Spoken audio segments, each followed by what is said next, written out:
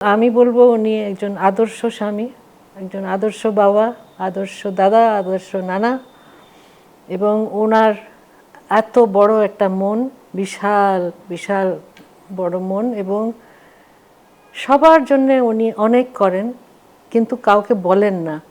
এবং আমাদের এই ফ্যামিলিতে যারা আছি আমরা, ছেলেমেয়েরা, নাতি নাতনিরা, সবাইকে উনি ওনার আদরে জড়িয়ে রাখেন সবসময়, সবাইকে সমানভাবেই দেখেন। আর উনি হচ্ছেন আমার ভালো লাগার মানুষ, আমার ভালোবাসার মানুষ, এবং আমার একজন প্রিয় বন্ধু। আমরা অনেক কিছু নিয়ে আলাপ করি, কোনো সমস্যা ঠিক না, হয়তো কোনো ব্যাপারে পরামর্শ করার দরকার হয়, উনিও আমাকে জিজ্ঞেস করেন, আমিও ওনাকে জিজ্ঞেস করি, এবং আমরা মিলিতভাবে একটা সলিউশন খুঁজে বার করি। আর সবচেয়ে বড় ব্যাপার যেটা হচ্ছে যে একজন আরেকজনের প্রতি যে সম্মান, যে রেসপেক্ট, এটা একটা সম্পর্কের জন্যে ভীষণ একটা বড় ব্যাপার। আর উনি যতটা আমাকে রেসপেক্ট করেন, আমি তার চেয়ে আরও অনেক বেশি ওনাকে রেসপেক্ট করি।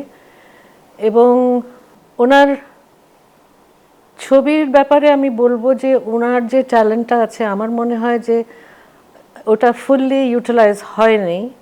আরও অনেক কিছু উনি দিতে পারতেন, করতে পারতেন।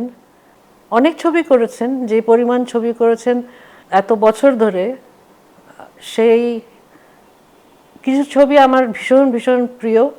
একটি ছবি আমি বোধহয় 8, 9, 10 বার দেখেছি, এখনও পারলে দেখি। তো আমার মনে হয় যে উনি একজন অসাধারণ অ্যাক্টর, এবং উনি, আমি বলবো যে উনি আমাদের দেশের মহানায়ক। এবং আমরা একসাথে একটা ছবিও করেছি। আমি অনেক কিছু ওনার থেকে শিখেছি। অভিনয়ের ব্যাপারে আমার তেমন কোনো অভিজ্ঞতা ছিলই না, কিছুই ছিল না বলবো। উনি অনেক কিছু আমাকে দেখিয়ে দিয়েছেন। এবং আমরা যখন শুটিং করতাম বা মেকআপ রুমে বসতাম, তখন উনি আবার গানের খুব পাগল, অনেক গান শোনেন, অনেক গান আবার গেয়েও শোনান। অনেক সময় মাঝরাতে বলবে যে শোনো এই গানটা শুনেছো, তখন আবার নিজেই গাওয়া শুরু করবে। তো তো আমি বলি যে এখন অনেক রাত, আমরা এখন ঘুমোই, সকালবেলা উঠে শুনবো গানগুলো। তো মানুষ, বাইরের মানুষ ওনাকে দেখে যে খুব একটা গম্ভীর লোক, কিন্তু আসলে উনি তা নয়।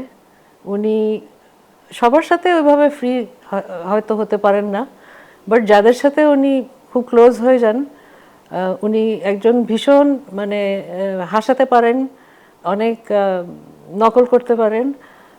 আমরা যখন ফ্যামিলিতে সবাই বসি তখন এইগুলো আমরা দেখি উনি করেন, আমরা শুনি আর হাসি। এবং আমি এটাই বলবো যে আল্লাহ আপনাকে সুখী রাখুক, শান্তিতে রাখুক, সুস্থ রাখুক।